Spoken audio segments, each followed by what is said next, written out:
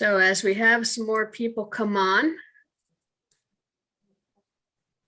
I will say that I am Betsy Green, and I'm the State Equine Extension Specialist here at University of Arizona. And this is our first of a 3 webinar series for ALIRT, Arizona Livestock Incident Response Team. Several of you are old hat at this, and so we have some new people involved as well. So what we're doing, because we're still playing with pandemics and things like that, is that we're doing a webinar series with 3 webinars. And then we hope that we will be having an in-person training either the last week of July or the first week of August. And we should be in pretty good shape for that.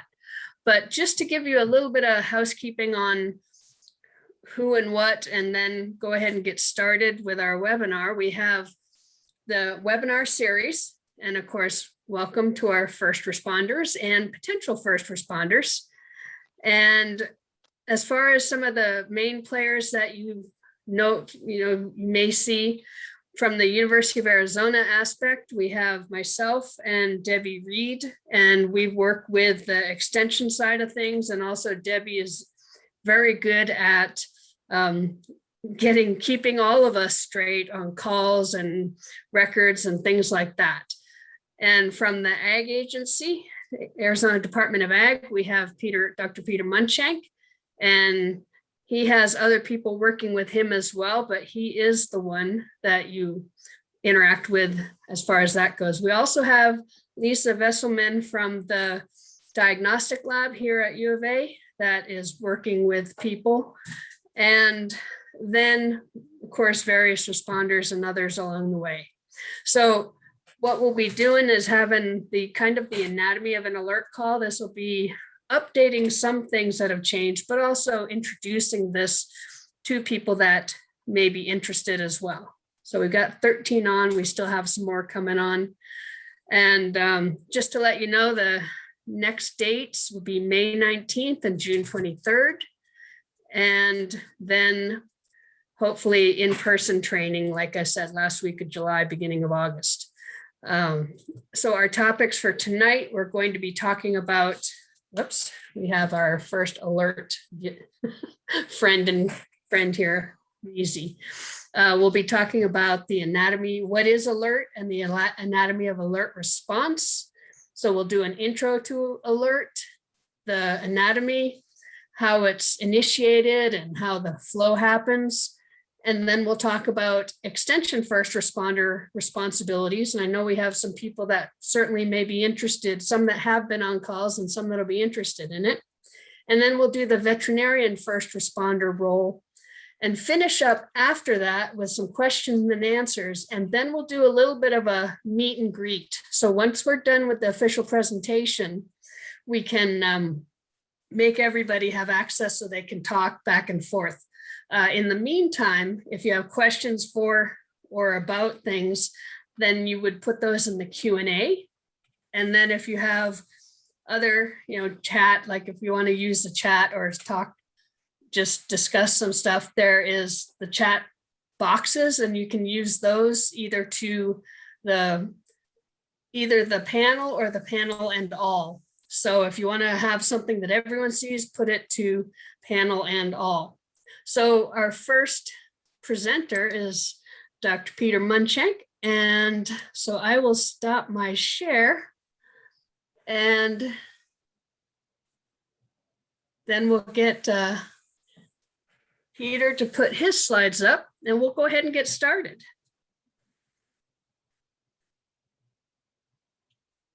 Okay, just a second. So there we go. Technology is wonderful when it works. So anyway, I'm Dr. Mundschenk, and most all of you that I've seen on here know who I am. I'm just going to give you kind of a brief overview tonight. Betsy said I had like 3 hours, but I declined to give that much time. So kind of giving you a brief overview of the ALIRT program, its inception, how it got there, and kind of what we do with it going forward. So Animal disease control in Arizona is under statute, and statute does give the director of agriculture the authority to issue lawful orders and take custody of animals if there is disease, and to destroy animals if there's any contagious or communicable diseases that he deems a threat. So with that said, preparedness actually is one of those things that we work on really hard in the agency here. We actually have an agency planner and we have an emergency assistant state veterinarian. And the agency has a major role in protecting Arizona citizens and agriculture from a potential effects of a foreign animal disease or a program disease, which would be TB or brucellosis or any other disease that we deem important. And you can kind of see down the list here, we try to develop programs and training materials, work with our partners, and coordinate public health responses as well. So in cases of like TB, we'd want to coordinate with public health. The threat of a biological attack against livestock and animal agriculture is something that is not new. In the United States, it is considered to be one of the top 5 dangers. And sadly, it's cheap. It's easy to get diseases and it's easy to spread them around the countryside if somebody so wanted to. The other thing that in some of the presentations I've listened to is it's quite a bit less risky to do biological attacks on animals than it is on human populations. And they're also readily attainable biological agents. If you want to get, African swine fever, it's real easy to go to China and bring some back.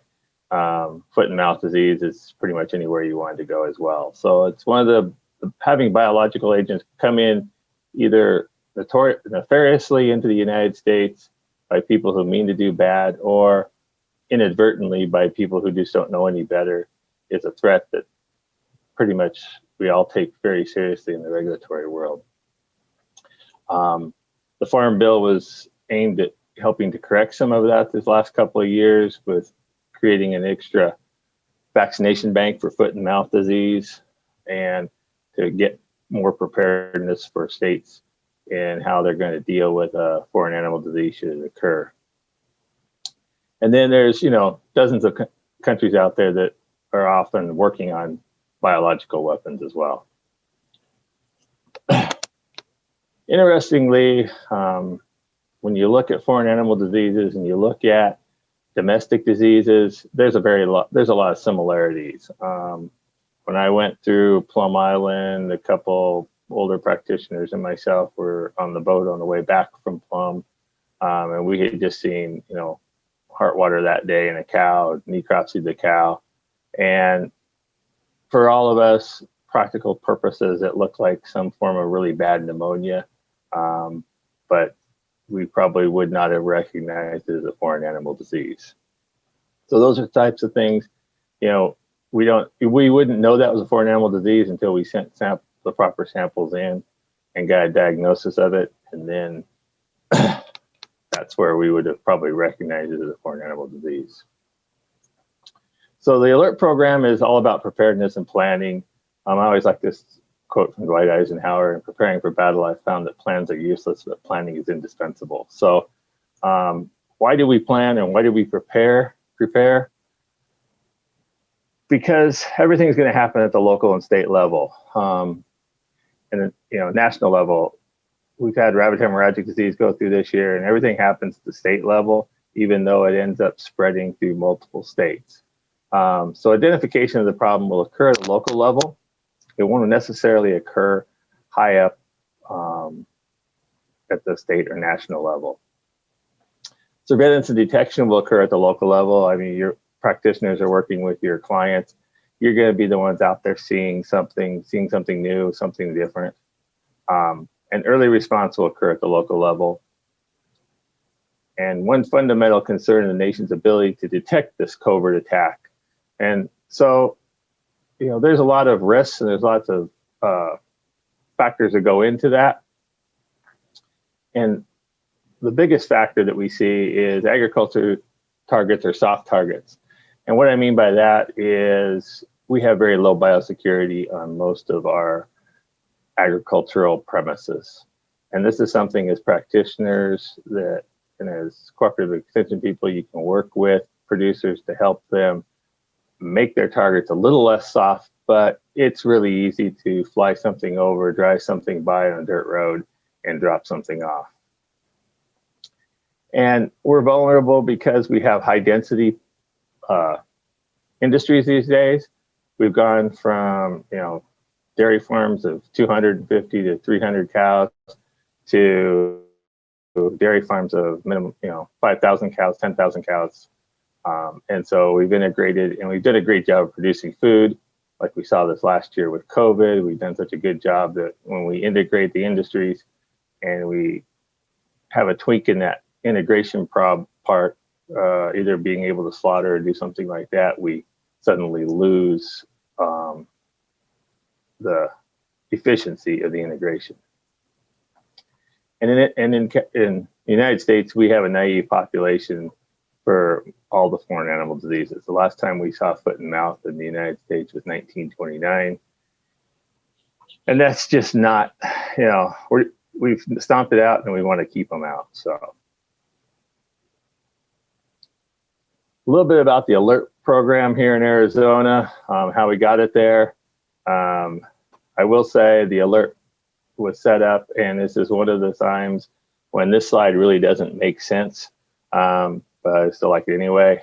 It's problems created a bad way to use our solutions. Actually, the ALIRT program was one of the solutions that came out of the government and came out of a cooperation in creating legislation. So the history and development, there was a series of livestock losses brought attention to issues over time.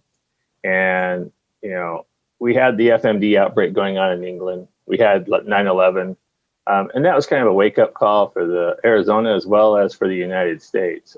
Department of Homeland Security put out monies and funding in many states for agricultural soft targets. We wanted to protect agriculture in the United States.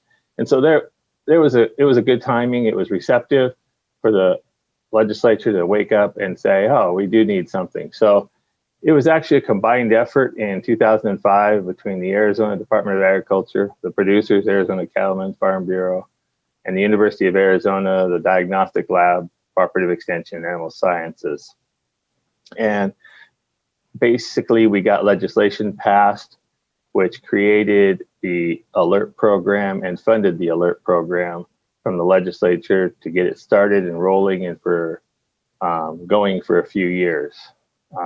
Then what happened was, as everything else, and this is where the government doesn't always work out, the funding wasn't coming from the legislature anymore, but we still had the ALIRT program.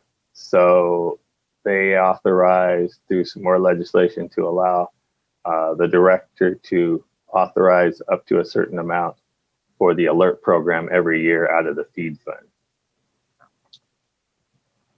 So the development of the program, the important issues that were there that actually brought the program into place was, the producer didn't know who to call, responses were delayed, contact time of day, how do you get a hold of somebody, and causing delays in diagnoses. And we still see that today.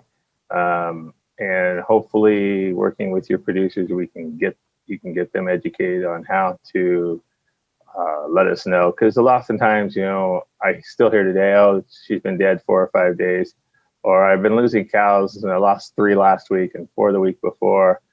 But we don't have anything dying right now. So it's hard to get a good diagnosis if they're not understanding that the program is available for them. So, the other problem that caused the ALIRT to kind of get set up is there was poor communication interaction between agencies and producers. We found out back then that a lot of responders were not equipped or trained, didn't know what to look for. Incorrect samples were obtained and or results lost. And then there was the producer issue. It costs a fair amount of money for some of the diagnostics that are available. And then they were worried about regulatory intrusion and confidentiality. So those were all items that were addressed and set up in the ALIRT program. So what were the goals for the ALIRT? was to develop properly and equip trained responders to correctly collect, transport, and evaluate diagnostic samples. And then they also created the ALIRT committee. And now the ALIRT committee is primarily job is to watch over the response integration of efforts. So oftentimes we're having to send samples to different labs, and we want to integrate those results back and have a combined report. And then communication with producer and team members. And then kind of what we're just trying to get back into is update training and support for ALIRT members. And that's where the seminar starts today. And like Betsy said, we'll continue for about 3 more seminars, and then we will try to have an in-person meeting this year. So, these are the biggest one at the end here is to follow up with the producer. We try to get, work with the practitioner that was there or their practitioner to follow up the producer, especially if there's something that needs to be done. So what is a mechanism for an ALIRT response? So if there's a discovery of a serious livestock health problem, excessive death loss, unusual appearance, movement, and behavior. And the way everything is written, it says livestock health problem, which doesn't just refer to cattle. So it could even be an equine, it could even be small ruminants, pigs, or anything that's causing unusual or sudden deaths or sickness or behavior. And then the reporting of the problem. So who can report? Well, the way it's set up is if the producer gives us a call, that's good. We can get the information directly from the producer. Local veterinarian is out there, sees something, says something, this isn't right. We have livestock officers around in the area. So if they've contacted their livestock officer saying I'm losing animals, they can contact us. We had one of those cases this year, in fact. Extension agents, cooperative extension, and then law enforcement. And that's one of the ones that we're trying to work really hard with through our livestock officers, is to get livestock enforcement to understand that if they've had sudden deaths, not to just brush them off, but to actually contact us in a timely manner. And then the ALIRT committee conference call determines the extent of the response and dispatches first responders, or trying to figure out who's available. Hopefully we'll get more available as we go forward. So, and then the ALIRT excuse me, committee watches over the response as well. So in the ALIRT process, whoever goes out there kind of secures, the idea is they secure the site to provide personal safety. If it's something that looks really bad, you don't want to be getting in the middle of it. Collect important history from the producer, try to figure out how long have they moved fields, is this something new in this field, or the cow's been in this field for months, those type of history collection, and then collect the correct samples in correct order. And so, this is where we'll get into later on doing complete necropsy and collecting all the samples, because we can always throw tissues away, but we can't go back out and collect samples later on. And then process and transport samples and making the lab aware. So we always have to make sure that if we're sending samples, that they're either going to the correct lab or that we have authorization to send it to a different lab. So cooperative extension also is, they train with the veterinarians. They have modified response kits, additional shipping kits, and then both the cooperative extension and the veterinarians should fall under the incident command system, is how this program was set up. But paying for ALIRT, how does this happen? So again, as I mentioned earlier, the director has the authorization to distribute X amount of funds a year from the feed program to pay for the ALIRT. And so with that, the cost of response is paid by the program. There's a cost, it's written down in the manual. There's so much travel, so much professional services, and then we pay for the diagnostics. So those are all kind of lined out in the manual as to how those are paid for. We'll have another webinar coming up talking about how to get signed up under Procure Arizona for anybody that isn't there. And then training and equipment is paid for by the program. So this is something that we, again, trying to get all the kits out to everybody, and then make sure those kits are updated. as we go forward. And again, the funding was obtained through the legislature lobbying, and then we have agreement with the U of A and AZD to develop program and purchase supplies. So that's kind of an agreement. So towards the end of the year, if we haven't used up all the funds that the director can authorize for an alert response, then the remainder of those funds can go for program training development and purchasing of supplies. That's kind of just a quick picture of the alert kit type of thing. That'll be in another seminar later down the road, so we'll just kind of go past it. So really quickly on the alert program, we do follow the incident command system, the NIM system. So you have the command alert executive committee over here, and then you have the first responders, alert veterinarians, labs, et cetera, over here, kind of going back and forth. And then all information that goes out is supposed to go out to the Arizona Department of Agriculture Public Information Officer and get it on up to elected officials or whoever else may need to know it if it's a really severe disease process. The one thing we don't want to do is have everybody, first responders, kind of going off and saying things and getting in the news, because that can become an issue, especially if you have a foreign animal disease, a potential foreign animal disease issue. If we have veterinarians or we have anybody saying, oh, I just went out and looked at a foot and mouth disease candidate today, it'll make the news as there's a foot and mouth disease outbreak in Arizona, which will immediately have red flags go up for international trade around the world. Trust me, these organizations all monitor it. So all that information first has to go through, if we did have a positive case, has to go through the PIO, who communicates back and forth with USDA before any press releases are done. A little bit on the ICS chart. The incident commander is actually the state veterinarian, and the way the program was set up. And then animal branch response is where the alert resources are, but logistics, finance.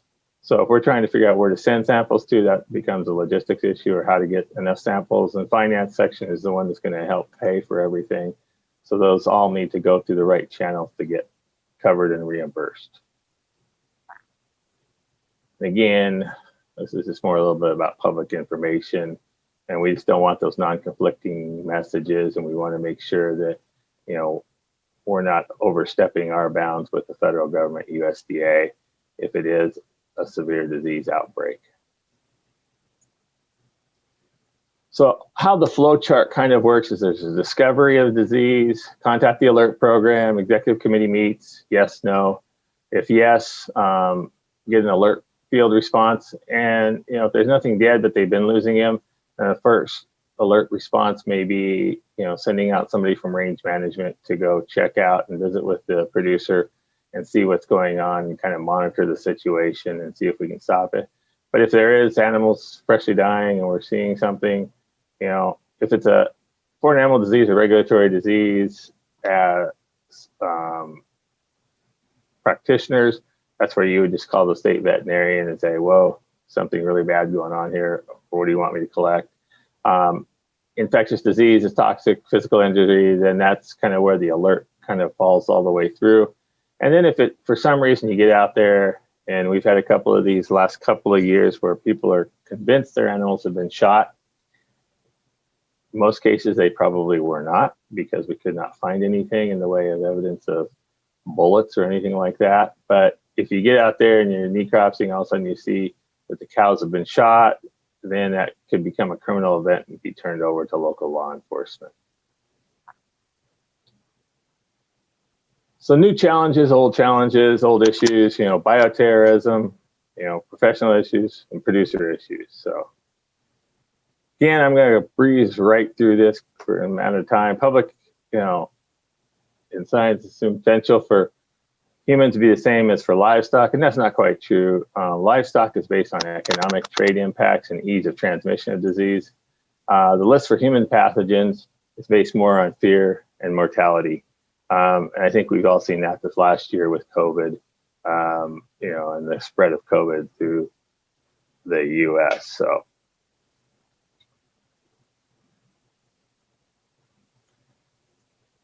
So a little bit more about bioterrorism, agro-diseases. My desk is falling apart. Sorry about that, folks. The big ones we think about, foot and mouth disease, African swine fever come to the top. Avian influenza, Newcastle disease, they've been around, they keep coming back and forth, still considered foreign animal diseases. Vesicular stomatitis isn't really a foreign animal disease, but it mimics foot and mouth disease. So we always consider anything blistery to be reportable to the state vet's office. And Seneca Valley would fall under that category as well. So we can't tell Seneca Valley for foot and mouth disease in pigs. And if we all start assuming that Seneca Valley's taken over the pig population, we'll be in trouble. Rabbit hemorrhagic disease used to be a foreign animal disease. We now consider it stable endemic in the United States in certain states because of it's in the wild rabbit population. So that includes about 12 states in the Southwest, as well as Florida. So quickly, what we see in the U.S. since 2001, we've had mad cow stole Christmas, avian influenza in 2015, West Nile is always in the United States, stomatitis, tuberculosis, screwworm infections in 2016, and exotic Newcastle disease in Southwest California, Southwestern California, and also in Arizona. So it's one of those where see something, say something. The practitioner in Arizona did a great job reporting that it didn't look right, and we went forward from there. So again, livestock concentrations, we concentrate animals fairly heavily and intensively in the Southwest, feedlots, dairies, livestock movement. We move animals all over the place. I've been working on something this week where looking at the movement of animals from Arizona into Texas, and the number of animals that we move on a weekly basis is kind of outstanding. And then we also move animals across the border from Mexico into the United States and back and forth. So, and many FADs are common in other areas, South America, China right now, the Far East, with African swine fever. So it's possible to get foreign animal diseases integrated into this country even before we would know it. So, and I think that brings up the porous border issue of people actually trying to smuggle items in. So one of the things is producers or practitioners and also cooperative extension is, working with farms and ranches on their biosecurity. It's inadequate at best in 99% of the dairies and feedlots and or ranch operations for sure. One of the things that we see in a lot of dairies is, anybody could kind of go onto a dairy, drive around a dairy, do something on the dairy, and then leave, and nobody would know that they were there, who they were. So there's no really issues. And then producers, especially in the beef cattle ranging, are reluctant to report problems for a variety of reasons. And as I said earlier, international trade can be affected.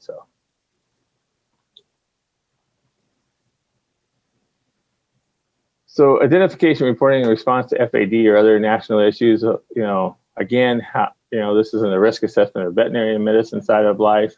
And for the most part, it's just inadequate foreign animal disease awareness and preparation by practitioners. And it's something that we want to work on with a program like this and create kind of an FAD light for practitioners. And then veterinary services in rural areas. And over the last couple of years, I must say, this has gotten a lot better, having a lot more veterinarians out in many rural areas in Arizona. So I'm excited about that. So, this is my shameless plug for all you guys that are not part of the program yet, that want to potentially thinking about it. Veterinarians play a key role in emergency management planning. So again, working with your producers, this is where it starts. You guys they have faith and confidence in you, and you can be the one that kind of helps line out an emergency plan for the property. and it doesn't matter whether it's a foreign animal disease or whether it's how are they going to shelter in place, what are they going to do, should there be an emergency fire or something like that passing through their range. And they'll be the frontline healthcare provider. You guys are the frontline healthcare providers. I know the humans think they are, but it's actually more on the veterinary side. And then the practicing veterinarians and diagnostic labs will be the first to recognize an epizootic or zoonotic disease emergency. So a lot of times what we diagnose at the labs will kind of point human health in the right direction. And we do that with West Nile. If we get West Nile cases in horses, we work with vector control here in Arizona, and they oftentimes go out and look for the mosquitoes to see what they are transmitting in that area. And again, veterinarians are important in surveillance and response and reporting efforts. And in the case of a zoonotic emergency, veterinarian occupies a strategic interface between the human and agriculture. So we saw that a lot this last year with COVID, that the veterinary medicine still continued on despite what was happening around us. So farmers and ranchers and owners also need to be, their job description is surveillance, kind of awareness, vigilance, looking at their animal, trying to understand what they're doing. And then education, becoming more educated on what's out there, how to prevent disease, how to work with disease, and then increasing their biosecurity. And biosecurity is kind of one of those bad words to a lot of people. A lot of people don't understand what it means, but we're just trying to make sure that they have some sense of control and security. And then the final one is common sense. So I did this presentation one time and somebody came up to me and goes, "Oh, you said save beef cows if you take the first letters of it." So I was like, okay. But it's, common sense is, how can we do our job better and more efficiently? So as partners, we all need to be prepared in planning, preparation, and education. Surveillance, response, and biosecurity are big issues that we need to work on. So, and trying to make sure that, if we do see something, that we say something, because it might be that little thing that you didn't think was important that is really the key to opening up the whole response. So again, lots of challenges require lots of creative cooperation. And, that's one nice thing I think about the ALIRT program. We started in 2005, New Mexico copied us in 2006. So they have the ALIRT program. Actually, Colorado has what they call the Corral program, primarily for emergency response. But talking to them last year, they're actually looking at adding in some form of an alert response as well. So it's not something just new to us, but it's kind of something that it's new that we started, but we're seeing it kind of spread to some of the states around us. And the more surveillance we get, the more individual surveillance we get, I think the better we would all be. So that is pretty much all I had, Betsy, unless anybody has any questions. Okay. Let's see. Trying to view these things. Okay, so we have, one question, are poultry covered under the ALIRT program? And yes, sort of, go for it. Yes, sort of, maybe. We do, if it would have to be a big loss, or if they're losing something that kind of falls under the potential for a foreign animal disease, yes. The issue kind of there is it's the Arizona Livestock Incident Response Team, and poultry isn't classified as livestock in Arizona. So that kind of spreads that one a little long, but at the same time, if they're losing a whole bunch of birds, all of a sudden that becomes a reportable disease to the state vet's office, and then we kind of go forward from there. Not really an alert process, but we test for what it is the two bad diseases, AI and Newcastle disease.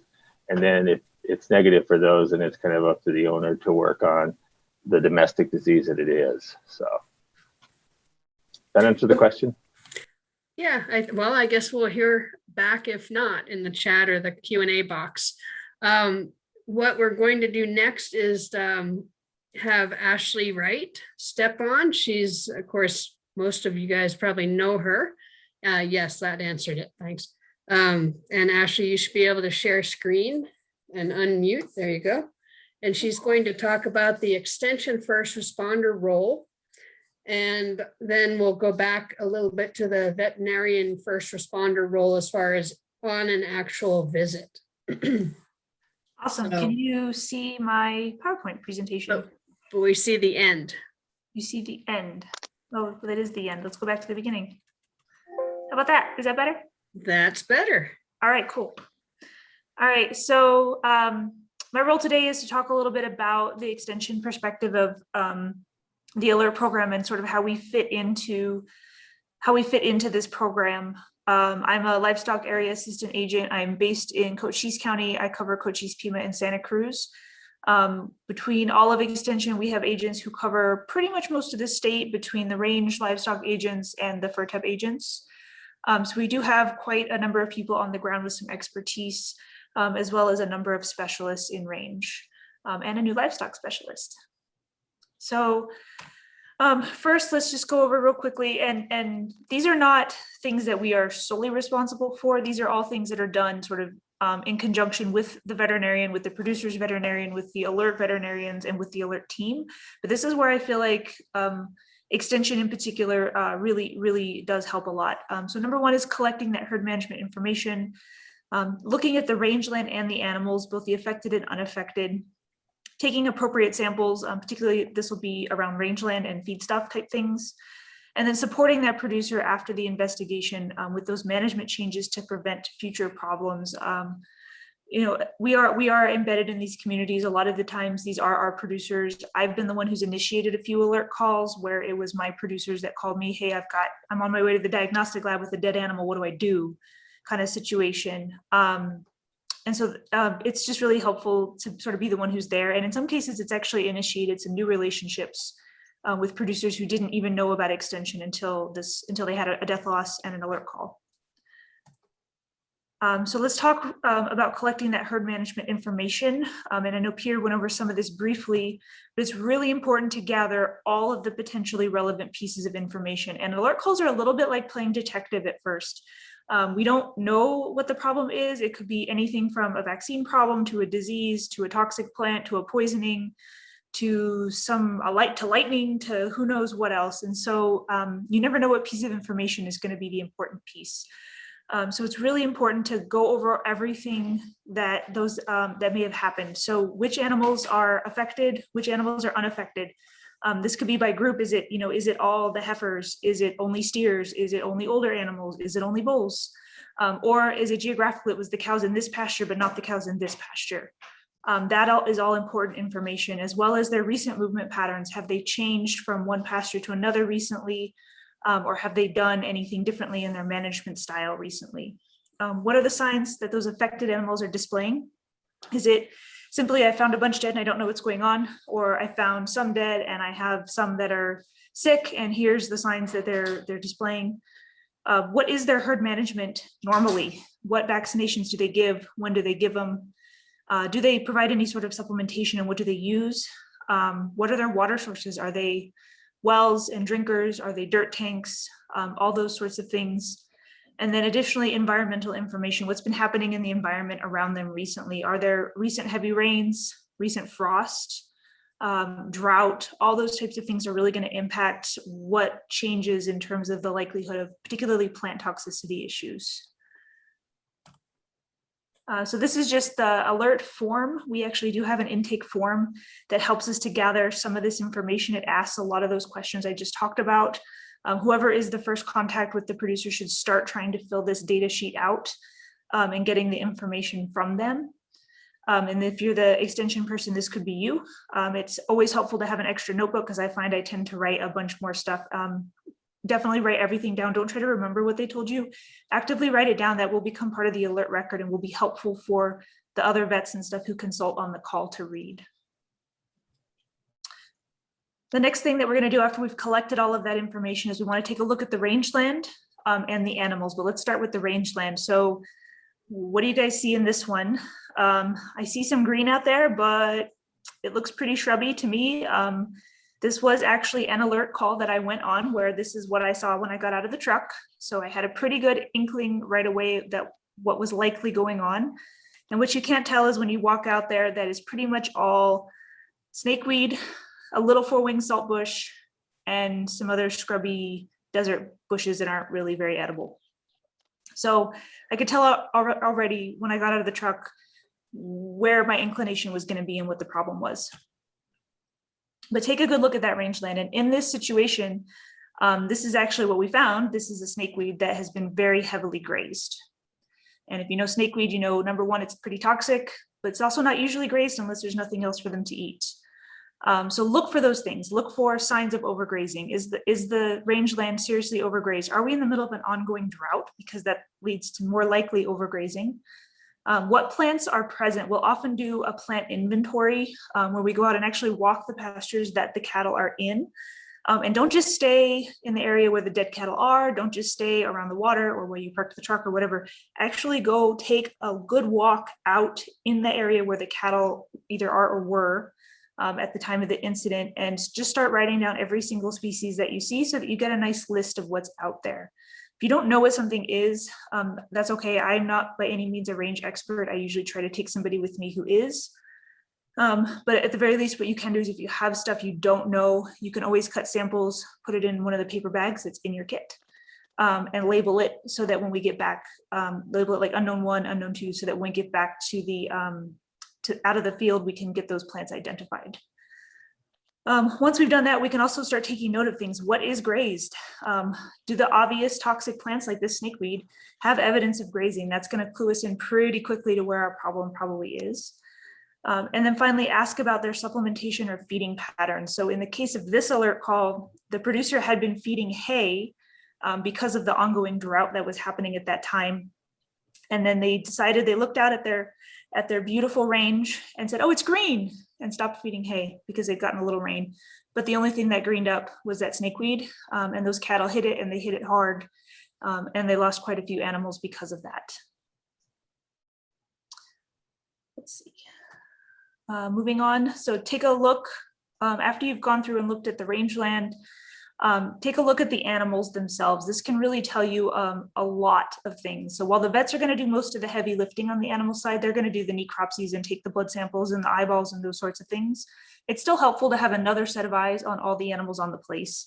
Are most of the animals in a very poor body condition score? That can really clue you in that we may have some, obviously some plant toxicity issues going on. When they just lack groceries, they just start eating things that they normally wouldn't eat. That can clue you in. Or are most of the animals in good condition? Because that may tell us a different story. Are there a variety of mixed animals purchased from different locations that may clue us in that this producer is buying animals and could have brought something in with a new load of animals?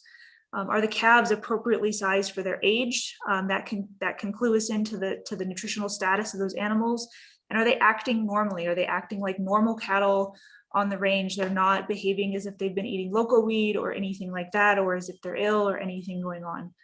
All those sorts of things can really give us some insight into what might be happening. Finally, almost finally, take lots of samples, photos, and videos. Like Peter said, you can always throw away a sample that you didn't use, but if you didn't get it at the time, you may have missed your opportunity to get it entirely, or you'll at the worst have to make a second trip out there to go get it. So it's better if you think you need it sampled, just sample it. We can always throw the samples away. It's not a big deal. So anything grazed, unknown, or known toxic plants, if you don't know what it is and it's clearly been heavily utilized, or if it's something that we know is toxic, that they've clearly been grazing, it's a really good idea to go ahead and just grab some samples of that. They can actually compare rumen contents during the necropsy. That's helpful to identify what they may have been consuming. Finally, local weeds too. Like if we think about local weed, not all the local weeds are toxic. Only some of them are, and it's super hard to differentiate them. At least I really struggle with it in the field. I think even Kim does. So, and she's queen range, so it's super hard to differentiate them. The herbarium can help. So grab those samples. We can always bring them to the experts to have them checked. Sample water sources. That includes drinkers and dirt tanks. Something that could be a problem, especially in drought years, is algae blooms and things like that. So we want to try to capture in case that's the problem. Could also be things like high sulfur in the water causing polio or those types of things. And we'll find that out with a water sample. And then finally, sample any feed stuffs at the end that the cattle are eating beyond just range plants. If they're feeding any hay, you want to either use a hay corer, bale corer, or you can break a bunch of bales open and take samples from several spots in the middle. Don't just grab right off the outside. Open that bale up and get those samples out of the middle. Samples of any protein, mineral supplements, lick tubs, any of that kind of thing that the producers are feeding. Go ahead and grab those samples while you're there. They may not end up even needing to be tested, but you never know. Look around the areas where cattle have been. Sample anything else you think might be suspicious. This was a recent call where the cattle had broken into an old homestead that had been fenced off, but the fences went down. Producer wasn't worried about it because they still couldn't get out on the road. Well, apparently lead paint is tasty, I guess. Most of these paint cans had labels on them warning lead-based paint and had pretty clearly been licked by cows, and he lost quite a few because of that. So always look around, find anything like that that could be suspicious. If medications or vaccines are suspected, maybe they've given them very recently, go ahead and collect samples of those as well, just in case there's a problem with that lot or batch or whatever. Make sure you capture that lot or batch number. It's better to just grab the whole vial if you can. You can always return them to the producer as long as you keep them cold as they're supposed to be. And then you can coordinate with the ALIRT team to figure out how to get those samples to the appropriate labs. Usually the diagnostic lab is a key collection point for us, and then they will send them to the appropriate places. The herbarium on campus is really good at plant identification if you can't figure out what something is. And then finally, take a lot of photos and videos. This is really critical. These are super helpful. Video any animals showing signs of illness so you can kind of capture what's going on with them. Photograph range conditions, evidence of those grazed plants, water conditions, those feed and supplement labels if you collected samples from them. Sometimes it's hard to take a whole bag or a whole 70-pound tub, but take a picture of the label so you know what it is along with the sample that you took. And again, anything else suspicious, like I took a picture of those paint cans, and then submit all those photos and videos to the ALIRT team to aid in the diagnostic process. And then finally, the last thing that I think is really one of the most important things, if the management decisions led to the loss of the cattle, be prepared to guide that producer in preventing future losses. So like in that lead case, that producer is going to clean up that homestead site and be more vigilant in checking fences. In that snakeweed case, they really were advised on drought and the dangers of removing that supplemental feed too quickly when there really wasn't actually anything else for the cattle to eat. This requires a lot of tact and some careful consideration to educate the producer, especially if they've done something wrong that led to these losses. We don't want them to feel like we're badgering them or anything like that. And so that's where being the extension person who hopefully already has a good relationship with that producer is really critical. And this is something you don't have to do on your own. You can do this in conjunction with their veterinarian or the ALIRT veterinarians if they don't have a regular veterinarian to sort of help provide that sort of education and support them through that process as they make those changes. And I think I've pretty much covered that, and I will take any questions. Betsy, were there any questions? Well, we have one question that actually I think will probably be going to Peter, and that's a question about confidentiality. And the question is, I was on alert response with a potential toxic plant that I didn't know. Shared it with my colleagues, but word got out that I didn't share it agency-wide. Thoughts? Okay. Go ahead, Peter. I think Ashley hit on this one pretty well. Is if you're out there looking at it and we don't know what it is, we'll get them to the U of A lab, or we'll get them to the U of A and get some diagnostics on what's going on there. A year or so ago, we had one alert process up here where the practitioner, again, it came through Livestock, had lost like 25 head of roping cattle overnight. We went out and looked at his place. There wasn't much to eat on his place, but he was feeding sorghum hay that had some problems with it. We collected the hay, some of the hay samples. I was thinking more mold when I collected it, but when we collected it, it was really high in nitrates. And what had happened was the other ones that were surviving out there in the field had not eaten as much of it because the roping cattle had been held off food while they were roping for about 12 hours plus. And so they were turned in with the bale of sorghum hay first, and they were very hungry and consumed large amounts of it. So in that aspect, it is. So again, if we don't always know what it is, but sending it to the lab and getting an analysis done, or sending it to toxic lab and get an analysis done.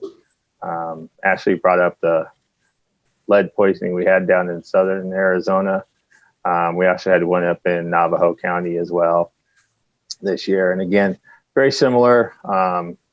The small producer turned his cows out on a neighbor's pasture. We said, yeah, you can use my pasture. The grass needs grazing down.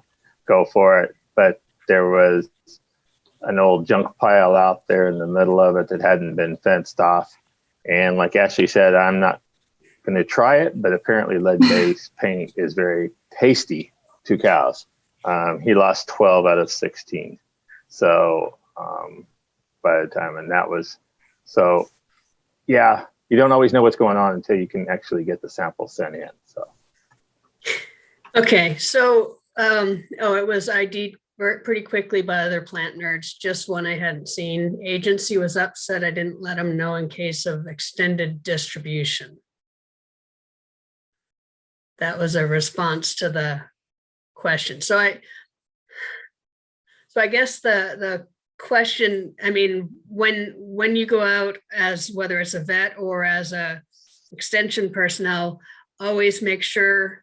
So as far as getting it ID'd, once you've got it ID'd, even if it's from one of your peers or colleagues or whatever, then make sure that you're sharing that info with the appropriate people. So Ashley, you've been on several calls and had on them when there's not a vet there, but you're doing the CSI stuff. Can you give an idea of how you handle that? Yeah. So just like a couple times I've gone out where we just weren't able to get a vet out there at the time or whatever. And basically what I try to do is just be in constant communication with whatever vet it is. Like on one of them, I was in communication with Peter and Gary about going out and looking at that lead case. Again, it's just playing CSI. I've had, if you're needing a plant ID'd and you don't know what it is, it's okay to take it to somebody and say, ID this for me. You don't have to tell them what it's for, or you can say this is confidential. I can't tell you, just ID it for me and then bring it back to the alert team and say, hey, this is what it is. There's ways to do that without breaking that confidentiality barrier. We can talk about these things in generalities. We can't provide identifying information. We can't make it so that when we talk about it, anybody could figure out what it was. So just be very cognizant of that. And I always just try to go to somebody, like if I can, I'll go to somebody who's either on U of A campus, part of the herbarium. We work with them all the time. They're a part of this, or I go to one of my range colleagues who are all a part of ALIRT anyway. And so then we're all good to go. So I haven't actually had to go outside. And Peter, you want to share a little more? Like, it's really hard because if you say, okay, there's 100 dead cattle, and it's, even if you only say the county, there's a good chance people can guess. So how do you handle that as far as even the vet confidentiality factor too? Well, the vet confidentiality factor kind of falls under the client-patient relationship. So, but at the same time, one of the things that we want to remember is that, whether it's range management or whoever is going out, this needs to be a concerted effort that goes, and we've worked with the U of A lab and Cooperative Extension to be the ones that kind of write up the final report. So again, it kind of brings up that whole earlier process. If we got multiple people doing multiple things, but nobody getting a consolidated the information to one consolidated source, then we don't get the ability to get a good report report out. So, you know, it could be a multiple of things, you know, whether it's plants, whether it's lead, whether it's lack of groceries, whether, you know, again, it was brought up by Ashley, you know, collect water samples. You know, blue-green algae could be an easy one sometimes in some of these water places. There could be, you know, we had one this last year that they were pumping water out of an old circle line to use for the water tank. And in the circle line, they'd apparently run fertilizer through it at one point in time. So they were leaching Ouch. fertilizer back into the water trough. So when we tested it, it was really high in ammonia and nitrates. I mean, you could smell the ammonia in it. But again, we need to get all those things put together and then kind of keep it. And then if it goes out to the alert group, remember that it's all confidential, that we don't just go spreading things around the countryside. So, and we try to get it to the original veterinarian, whether it's their veterinarian. It may not be their veterinarian that responds to an alert response. They may not be available, but if it is another veterinarian that's doing the alert response, we want to make sure the information gets back to their primary practitioner as well. So yeah, what I always try to do, and I apologize, I didn't say this in my presentation, is when I get back from when I take all those notes, pictures, videos, anything I took and wrote up, and I send it back to the group, to the alert, whoever I'm coordinating with on that alert response, to make sure they know what samples I have so they can determine which ones they want tested and tell me where to send them or where to drop them off at, as well as they'll have all my notes, my photos, my videos, anything that I took, and then we can communicate if they have questions about any of that stuff. But that's always the first thing I do when I get back, is get that information into the hands of whoever it is that I'm coordinating with.